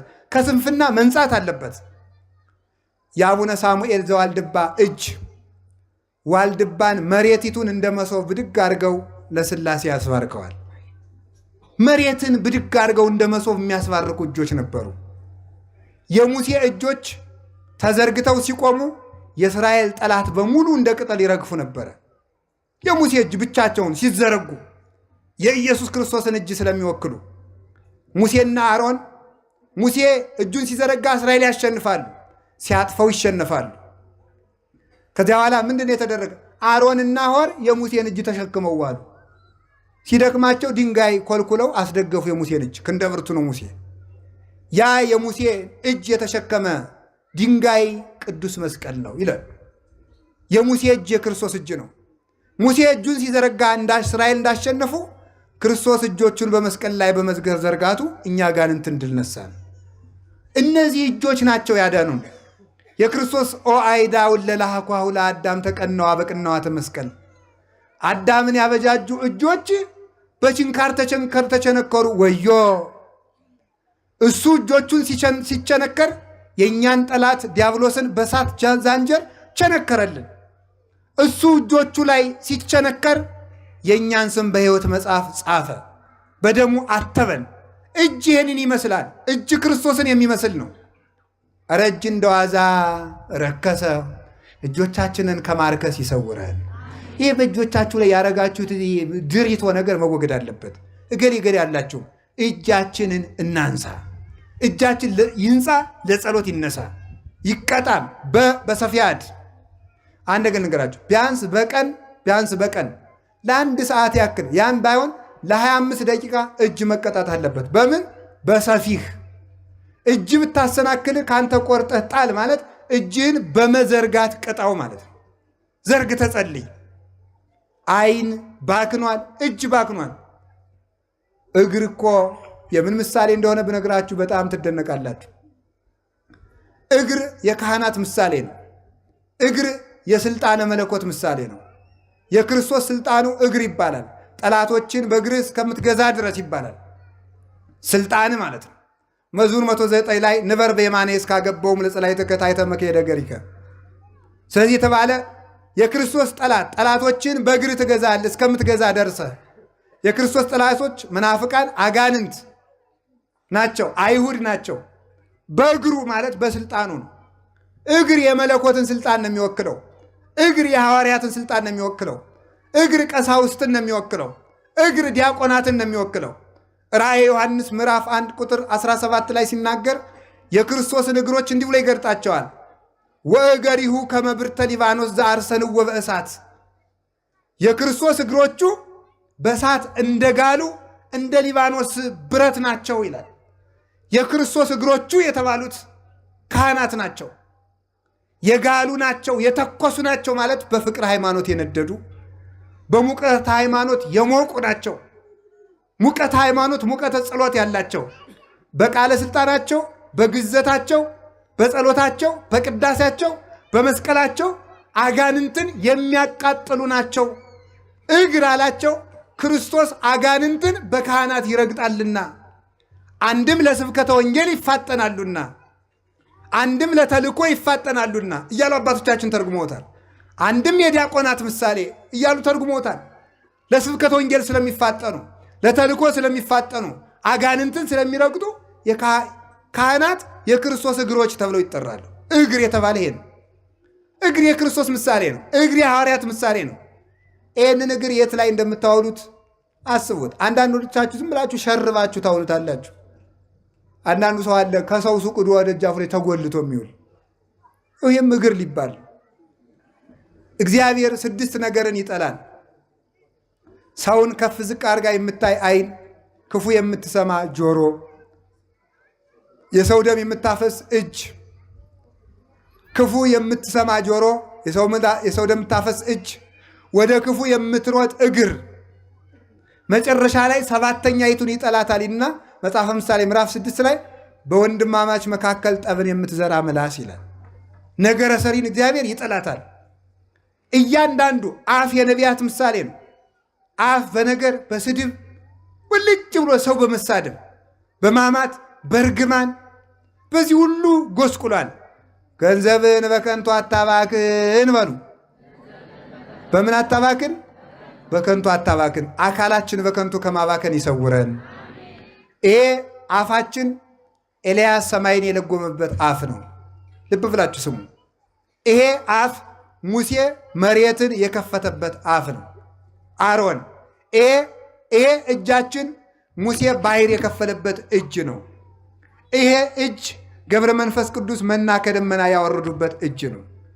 ይሄ እጅ አቡነ ተክለ ሃይማኖት ከሱራፌል ጋር ያጠኑበት እጅ ነው። ይሄ እጃችሁ ክቡር ነው። ለራሳችሁ ክብር ስጡት። ከማይረባ ነገር አታልከስክሱት። ሰውነታችሁን ከበር አድርጎት። ራሳችን እንድናከብር አምላከ ቅዱሳን ይርዳን። አላችሁ የላችሁም? አላችሁ የላችሁም? 1-2 ነገር ልጨምርባትና ልጠቅልለው። ልጨምር ይብቃ። ልጨምር ትንሽ በሰዓት እንድትገቡ ብዬ ነው እንጂ ሌላ አይደለም። እሺ 2 ነገር ልጨምርባት። ገንዘብን በከንቱ በሉ እንጂ ገንዘብን በከንቱ። አንደኛው ገንዘብ ምንድን ነው? ንጽህና በሉ እንጂ። ሁለተኛው ገንዘብ ሰውነት በሉ እንጂ። አይምሯችሁንም አታባክኑት። አንዳንዱ ሰው እኮ ሲያጠና መጽሐፍ ሲያነብ ወሬ ላይ ብትክትክትክትክትክትክትክ ሲል የነበረው ሰው መጽሐፍ ስትሰጡት እንቅልፍ ይዞ ጭለት ወሬ ብትክትክትክትክትክ ሲል የነበረ ስብከት ሲጀመር ጭለት፣ ቅዳሴ ሲጀመር ጭለት፣ ማይሌ ሲጀመር ለጥ እንውዝ ምን ይባላል? አሁን በቁም መሞት ለምን? አይምሮን አባክኖት ወሬ ሰክስከ እዚህ ውስጥ ቃለ እግዚአብሔር ቤት ይገባል። እዩ ደልዘ ሰርዘ አሁን ስርዝ ወረቀት ያጽፋል እንዴ? የብዙ ሰው ጭንቅላት እኮ የተሰረዘ ወረቀት ሆኗል። በነገር ተሰርዞ ተደልዞ ወሬ ሲሰርዝ ሲያባዛ ሲቀምር ያው ሻር ሊቅ መስል የነገር ቀመር ነው ሲቀምር የሚውለው። አይምሮው ሞልቷል እያልኳችሁ ነው። ይሄ ነገር መንጻት አለበት። ነገረኝነታችን መተው አለበት። ዝባዝንኬ ነገር አታጠራቁ። ቅድም ብያቸዋለሁ። ሰው በመረጃ ሊቅ አይሆንም። እስኪ በሉ። ሰው ሊቅ የሚሆነው በምንድን ነው? በትምህርት ነው። መረጃ በመሰብሰብ አይደለም። አጠራቅመ ጥራዝ ነጠቅ ወሬኛ ልትሆን ትችላለህ እንጂ ሊቅ አትሆንም። ሊቅ የሚቆነው በስሎ በመማር ነው። ስለዚህ አይምሯችሁን አታባክኑት። አጥንታችሁ እንድትይዙ፣ ማሰላሰል እንድትችሉ፣ አስተዋዮች እንድትሆኑ፣ ደርባባዎች እንድትሆኑ፣ የማትታወቁ እንድትሆኑ፣ ቀስ ብላችሁ አስባችሁ የምትናገሩ ተናግራችሁ የምታስቡ እንድትሆኑ አይምሯችሁ ክፍት እንዲሆንላችሁ ነገር አትሰብስቡ፣ ወሬ አታጠራቅሙ፣ ድልዝ አታርጉት ጭንቅላታችሁን። እግዚአብሔር ብሩህ አይምሮ ይስጠን። እንዲህ ይላል መሰላችሁ፣ ማይቶቱ ለሥጋ ከዓይንህ ከውእቱ፣ የሰውነት ብርሃን ዓይንህ ነው። እስቲ በሉ በሞቴ ምን ነው? ምን ነው? ዓይንህ። አይን ይላል። ተመልከቱ። ወሶበ ብርሃን ዘላዕሌከ፣ በላይ ላይ ያለው ዓይን ይላል ጨለማ ከሆነ ወሶበ ዓይንከ ሐማሚ ይላል። ይቅርታ፣ ዓይን ጨለማ ከሆነ መላው አካልህም ጨለማ ይሆናል። አንድም ይሉን አባቶቻችን ማይቶቱ ለሥጋ ከዓይንህ ከውእቱ፣ የሰውነት ብርሃን ምንድን ነው? አይምሮ ጠባይህ ነው። እስቲ አይምሮ ጠባይ በሉ። አይምሮ ጠባይ ማለት የተፈጥሮ እውቀት ማለት ነው።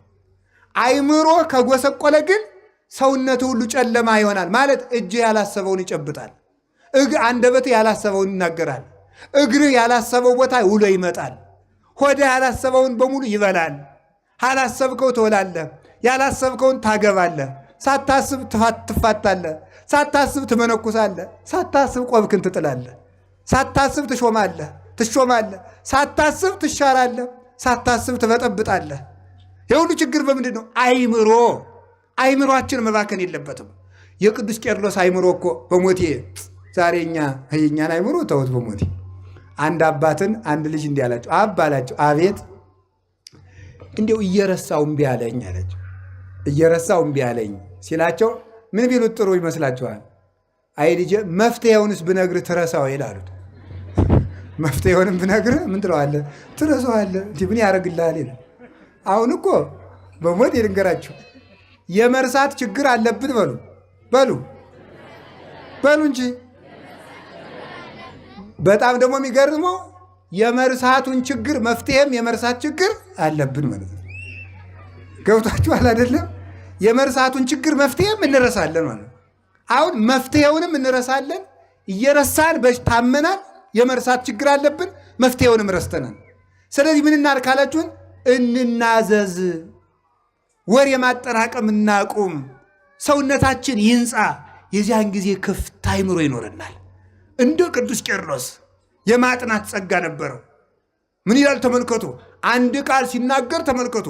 ወሶበ ይሰምዖ ለቀለም ያጸንዖ ባህዱ ጊዜ ወይመስል ከመ ዘቀዳሚ ተምህረ።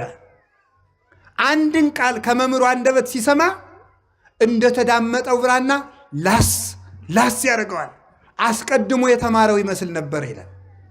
በልቡናችን ማደር ያቃተን በስጋዊም እውቀት ድሆች በመንፈሳዊም እውቀት ድሆች የሆነው አይምሮአችን ስለሞላ ነው። ንጹሕ አይምሮ እግዚአብሔር ያድለን። ሌላው ሀብት ሆድ ነው። እስቲ ሆድ በሉ ሆድ በሉ። ምን አላችሁ? ሆድ በጣም ሀብት ነው፣ ጸጋ ነው፣ ጥሩ ጸጋ። እመቤቴ ይኸው እኮ አባ እኮ እንዲሁ ነው የሚለፈልፍ ሆድ ስላለው ባይበላ እንዴት ይቆማል? እዚህ ሆድ ሀብት ነው እኮ ማለት ነው። እንዲህ ማፋችለው እኮ በልቼ እኮ ነው ዝም የምለፈልፍ መስላችሁ? ሆድ ሀብት ነው። ማባከን ግን አይገባም። እስቲ ማባከን በሉ። ምን አደረጋችሁ?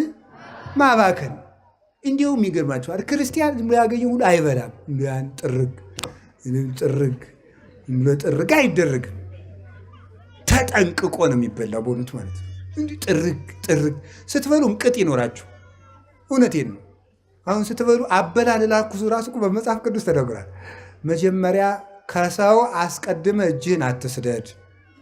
ሰው መጽሐፈ ሲራክ ምዕራፍ 34 ቆይተ ስደድ። ይኸውላችሁ ገበሬው እኮ ሊቅ ነው። የኢትዮጵያ ገበሬ በሉ ግቡ ይላል።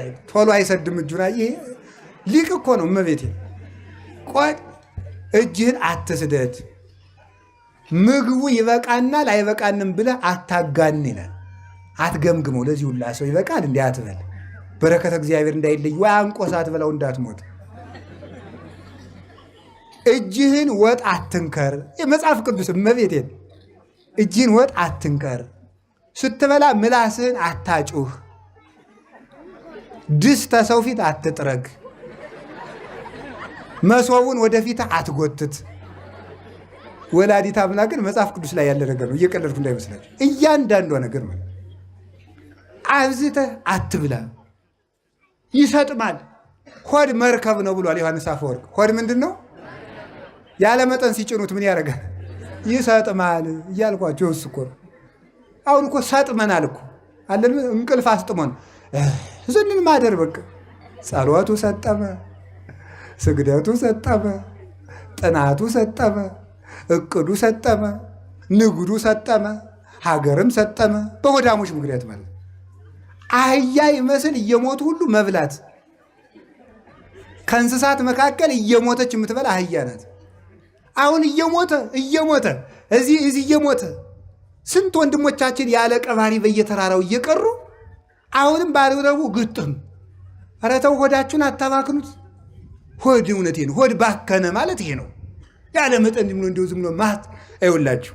በመጽሐፍ ቅዱስ አሳማ አይበላም። ይገርማችኋል። ይበላል አይበላም? እስቲ አሳማ አትብሉ በሉ።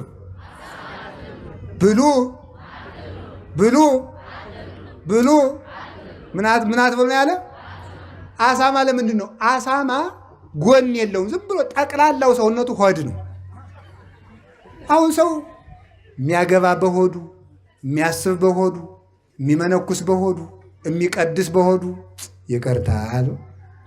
የሚያረጉትን ነው የሚያረጉትን ማለት ነው። የሚያወራ በሆዱ የሚሾም በሆዱ አገር የሚመራ በሆዱ ሀገር የሚሸጥ በሆዱ አሳማ አይበላም ማለት የማይበላውን መጣል አይደል? የማይበላውን እኮ መጣት ነው። እግር በታቸው በጉ ይታረድና ይህን እግሩን እየቆረጡ መጣል ነው። የማይበላውን እንደሚጥሉት እግዚአብሔር ሆዳምን ሰው ከገነት አውጥቶ ይጥለዋል። አሳማ አይበላም ይጣላል ማለት ነው። ሌላው የአሳማ ጠባይ ይላሉ ሊቃውንት፣ አሳማ ውሻ ባለቤቱን የሚያውቀው በሽታው ነው። የባለቤቱን ሽታ ያውቃል። አሳማ ግን የሚያውቀው በሆዱ ነው። ባለቤቱን የሚለየው ከበላበት ቦታ ሲሄድ ነው። ሆዳቸውን ብለው የሚጸልዩ ክርስቲያኖች አይጸድቁም ማለት ነው። ስለዚህ በሞቴ ሆዳችን እንድንገዛ አምላከ ቅዱሳን ይርዳል። ምን አላችሁኝ? አሜን በሉ እንጂ። ሆዳችን ለመግዛት ያውቃል። ሆድን ማባክ አሁን ሆዳችን ባናባክነው ባንጠግብ ይመስላችሁ አባቶች። ይኸው ዛሬ ጾም አይደለም እንዴ? ጾመ ነቢያት ሙሴ 40 ቀን ጾመ። ምን ተሰጠው? ታቦት በሉ። ይኸው ሆዱን ጠብቆ ነው። ሆዱን አባክኖ አይደለም። ኤልያስ 40 ቀን ጾመ። የት ገባ? ብሔረ ሕያዋን ሞትን አመለጠው። ሆዱን አባክኖ ነው? ጠብቆ በሉ። እዝራ 40 ቀን እህል ሳይበላ ተቀመጠ። የተቃጠሉትን 46 የብሉይ ኪዳን መጽሐፍትን ፍንትው ተብለው ተገለጡለት። ሆዱን አባክኖ ነው? ጠብቆ። ያው ይላችሁ ገንዘብህን በከንቱ አታባክን ማለት ሰዓት እላፊም አለመብላት፣ ያገኙትን አለመብላት፣ ገበያ ለገበያም አለመብላት፣ ያልተባረከውን ሙቶ ያደረውን ሁሉ አለመብላት፣ አለመልከስከስ፣ የአሕዛብን መሥዋዕት ሁሉ አለመብላት። ሆዳችሁን ግዙት እንጂ አይግዛችሁ። ሆዳችን እንድንገዛ አምላከ ቅዱሳን ይርዳን። አላችሁ። ሌላው ገንዘብን በከንቱ ሌላው የተሰጠንን ገንዘብ ጥቂት ብቻ ልንገራችሁ። 2 አይደል ያልኩኝ? 1 ሕግ በሉ እስቲ ሕግ በሉ። እግዚአብሔር የሰጠን ሌላው ገንዘባችን ምንድን ነው? ድሮ ሰው ሲበድል ምንድን ነው የሚባለው? በሕግ አምላክ። በምን አምላክ ነው የሚባለው? ሕግ። ወደ ገነት ልውሰዳችሁ፣ ወደ አዳም፣ ወደ አባታችን አዳም ከሞት ይጠብቀው የነበረ አንድ ጥሩ ገንዘብ ነበረው። ያ ገንዘብ ተጨማሪ ገንዘብ ነው ከቅድሙ ሌላ። ምን ይባላል? በለስ። እስኪ በለስ በሉ። በለስን አትብላ፣ ስትበላ ምን ትላለህ? አቤት። ስለዚህ አዳም በለስን ቢጠብቃት ምኑ ይጠበቃል? ሕይወቱ ይጠበቃል። እስቲ ሕይወቱ ይጠበቃል በሉ። ሕይወቱ በለስን ሲያባክናት ሕይወቱ ምን አለ? ባከነ ማለት ሞተ። በለስ የተባለ ሕግ ነው ይላሉ ሊቃውንት። ሕግ እግዚአብሔር የሰጠን ሀብት ነው። ሰውን የሚጠብቀው ሕግ ነው። የማን ሕግ? ሰው የእግዚአብሔርን ሕግ ሲጠብቅ የእግዚአብሔር ሕግ ሰውን ይጠብቃል ይላሉ አባቶቻችን። ሰው የእግዚአብሔርን ሕግ መጠበቅ አለበት። አሁን ከዛሬ ጀምሮ የብስራ ልሰጣችሁ ነው። 10ቱን ትእዛዛት በደብተራችሁ ላይ ጻፉ። 6ቱን ትእዛዛት በደብተራችሁ ላይ ጻፉ። እነዚያን በቀን እያነበባችሁ ራሳችሁን መዝኑ። ሕግ ከጠበቃችሁ እግዚአብሔር አሳልፎ አይሰጣችሁም።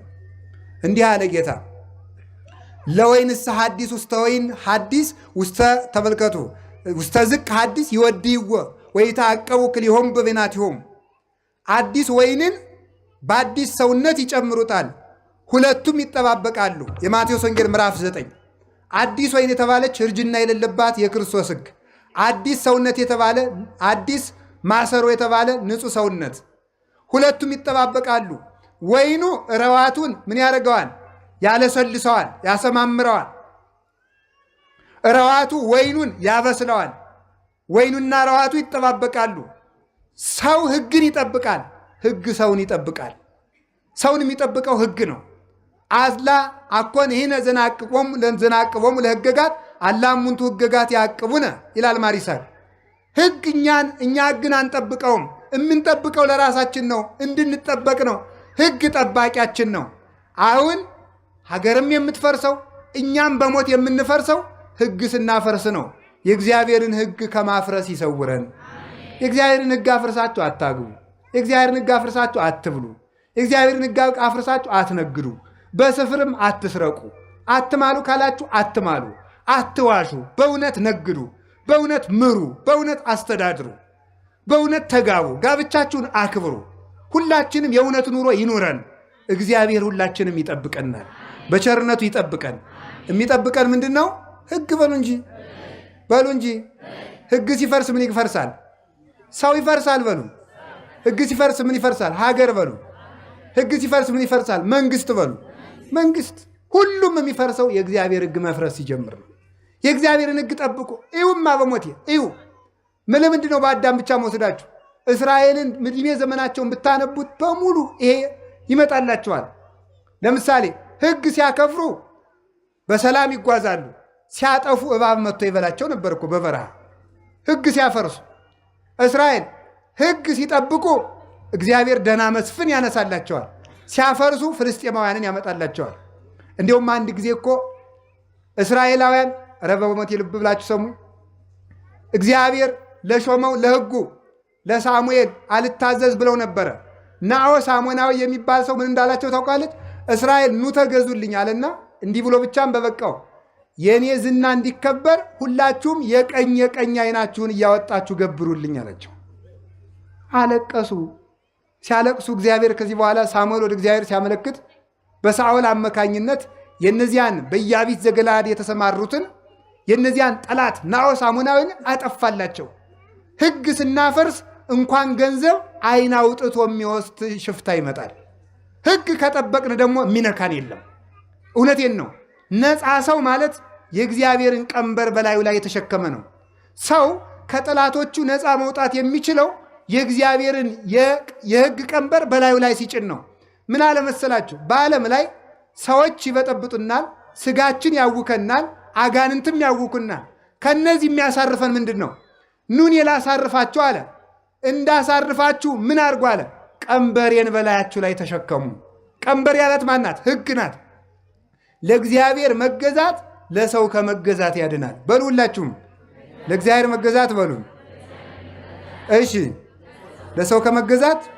ስለዚህ ወገኖቼ፣ አባቶቼ፣ እናቶቼ፣ ወንድሞቼ፣ እህቶቼ ቤተ ክርስቲያን ከበድ ያለ ነገር ስታዝዛችሁ መጽሐፍ ቅዱስ ላይ ጭንቅስ ነገር ሲነገራችሁ እንደ ሸክም አትቁጠሩት፣ እንደ ገንዘብ ቁጠሩት። ስርዓተ ቤተ ክርስቲያን ገንዘብ ነው።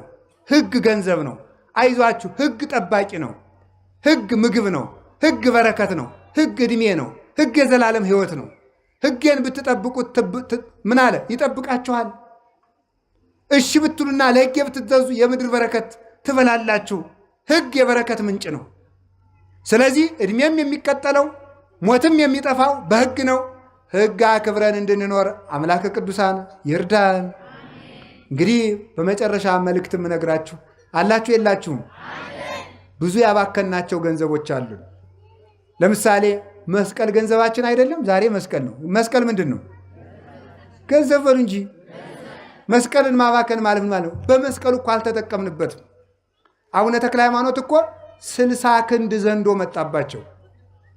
ለዚያ የተጠቀሙት መሳሪያ ምንድን ነው? መስቀል።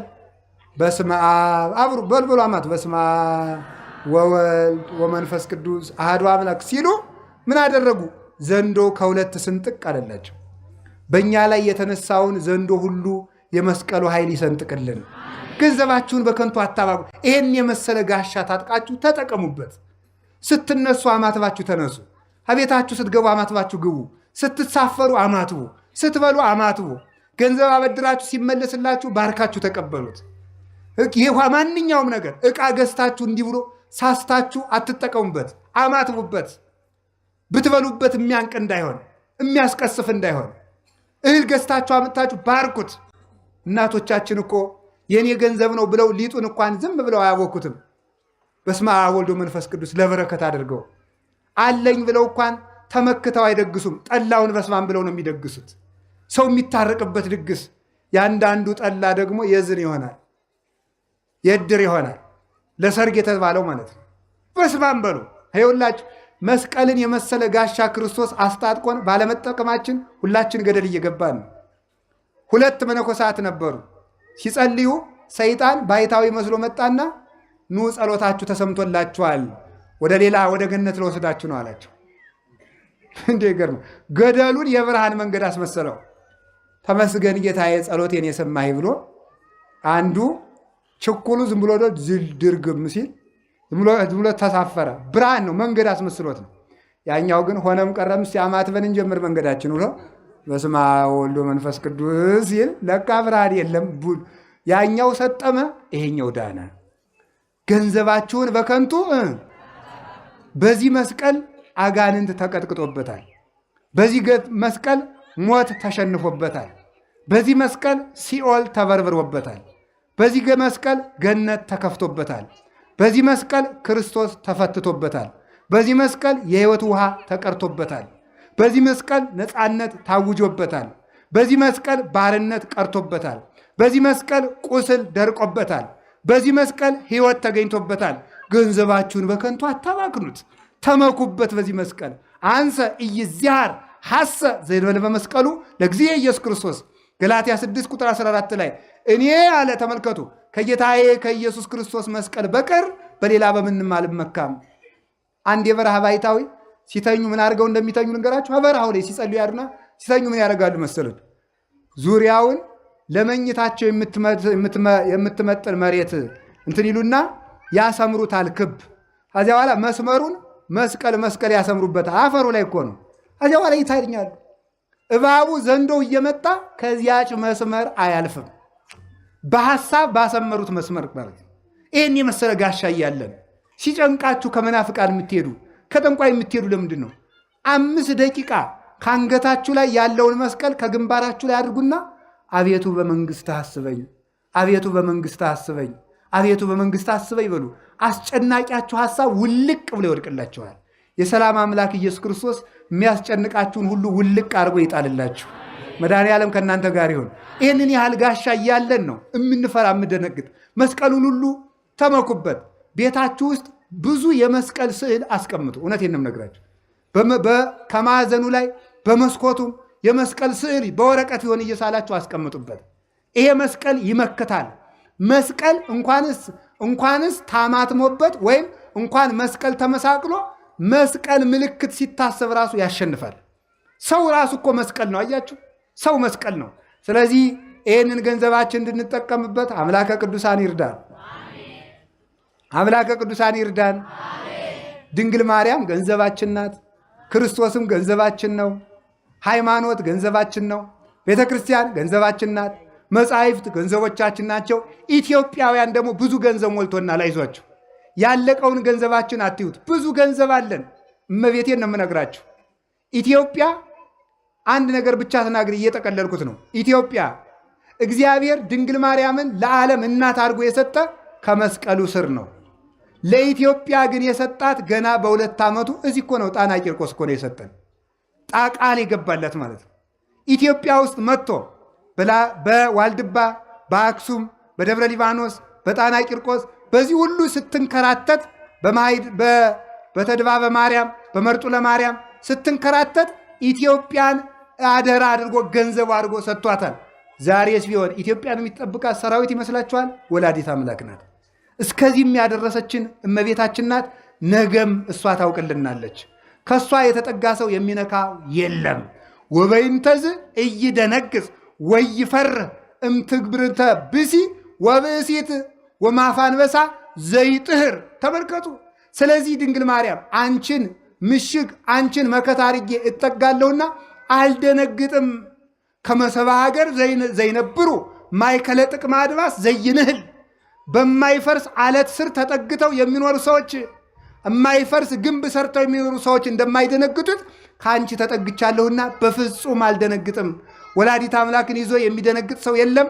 በሰይፍ መካከል ሁሉ ኃይልን የምትሰጥ ኃያሉን እግዚአብሔር የቻለች የኃይል እናት ናትና የእሷን ቃል ኪዳን እንድንጠቀምበት እግዚአብሔር ይርዳን።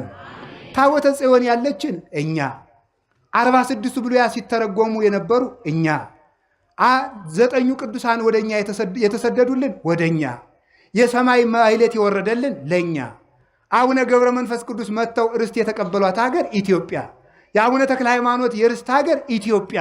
ይሄ ሁሉ ሀብት ያለን ሰዎች ገድለ ተክለ ሃይማኖትን አንብቡ፣ ገድለ ገብረ መንፈስ ቅዱስን አንብቡ። ሁላችሁም የእመቤታችን ውዳሴ ማርያም እየተጠበቀ ምን እያላችሁ እያነበባችሁ ክርስቶስን ትግል ግጠሙ። ምን ማለት ነው? ያዕቆብ እግዚአብሔርን ታገለ የሌለ የፍቅር ትግል ማለት ነው። ለእናትህ አደሪያ ሰጥቻለሁ አላልክም እንዴ? ለተክለ ሃይማኖት አደራ ሰጥቻችኋለሁ አላልክም እንዴ? ለገብረ መንፈስ ቅዱስ አደራ ሰጥቻችኋለሁ አላልክም እንዴ? ታቦተ ጽዮንን ያስጠጋን እኛ አይደለንም እንዴ? ከኢየሩሳሌም የተወለድክበት ሀገር ቢያሰድዱህ በስደት ዘመን ያስጠጋን እኛ ኢትዮጵያውያን እኮ ነን። እግዚአብሔርን በፍቅር እኮ ነው ማለት በፍቅር ነው፣ በኩራት አይደለም። የራሱ መሬት አይደል እንዴ የፈጠረው? እኛ ታዲያ የእኛ ሀገር ስትታመስ ለምን ዝም ትላለህ በሉት፣ ይሰማል እግዚአብሔር። ስለዚህ የድንግል ማርያምን እናትነት፣ የተክለ ሃይማኖትን አባትነት፣ የገብረ መንፈስ ቅዱስን አባትነት፣ የታቦተ ጽዮንን መመኪያነት፣ የተሳቱ ቅዱሳንን ቃል ኪዳን፣ የቅዱሳት መጻሕፍትን ሁሉ አልተጠቀምንበትም። ሀገራችን አውቀን ለመጠቀም ያብቃን። ኢትዮጵያዊነታችሁን ተጠቀሙበት። በሞቴ ከሀገር ተለይቶ እኮ የተዘመረልን ምንም ተብሎ መሰላችሁ? ወሀብኮሙ ሲሳዮሙ ለሕዝበ ኢትዮጵያ፣ ለኢትዮጵያ ሰዎች ምግባቸውን ሰጣቸው። ያ ምግብ ምንድን ነው? በማንም ያልወረደውን ሚካኤል፣ ገብርኤል፣ ሱራፌል፣ ኪሩቤል ተመግበውት የሚኖሩትን የመላእክትን እንጀራ ማሕሌትን የሰጠን እኛ ብቻ ነን። የቅዱስ ያሬድ ቃል ኪዳን ሁላችንም ይጠብቀን። ሌላ የመጨረሻ አንድ ትልቅ ገንዘብ ልንገራችሁ። የክርስቶስ ሥጋና ደም ትልቁ ገንዘባችን ነው። ትልቁ ገንዘባችን፣ ትልቁ ሀብታችን ነው። በከንቱ አታባክን ማለት። ኧረ ተው ተጠቀሙበት። ከሞት የሚያድን እንጀራ ለምንድን ነው የማትበሉት? ከሞት የሚያድን መጠጥ ለምንድን ነው የማትጠጡት? እርቃንን የሚከድን ልብስ ለምንድን ነው የማትለብሱት? ለምንድን ነው ታማችሁ መድኃኒት የምትጠሉት? ለምንድን ነው እየሞታችሁ ሕይወት የምትጠሉት? ለምን እየተሰደዳችሁ ርስት ትጥላላችሁ? የአምላክን ሥጋ የአምላክን ደም ባለመብላታችን አይደለም እንዴ ሞት እየሰለጠነብን ያለ? ሞት ድንበሩን እያለፈ ያለ የሰለጠነብን በምንድን ነው? የክርስቶስን ሥጋና ደም በመተላለፋችን ባለመቀበላችን፣ በሱ ሥጋና ደም ስላልተጠቀም ነው። ገንዘባችን እንድናውቅ አምላከ ቅዱሳን ይርዳን። ንስሐ ገብታችሁ ሥጋው ደግሞ ለመቀበል ያብቃችሁ። ጾሙን በሰላም አስፈጽሞ ለብርሃነ ልደቱ በሰላም ያድርሰን። በጸሎታችሁ አስቡኝ። ወስብሐት ለእግዚአብሔር።